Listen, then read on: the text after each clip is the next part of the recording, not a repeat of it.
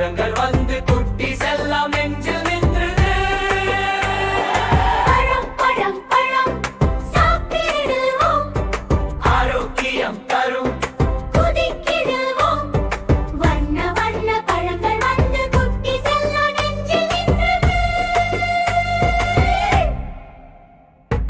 வாழைப்பழம் மென்மையானது, சாப்பிட்டா சக்தி பாயும் அது. மஞ்சள் நிறம் சிரிக்கும் போல குட்டிகள் எல்லாம் விரும்பும் தோழன். வாழைப்பழம் மென்மையானது, சாப்பிட்டால் சக்தி பாயும் அது. மஞ்சள் நிறம் சிரிக்கும் போல குட்டிகள் எல்லாம் விரும்பும் தோழன்.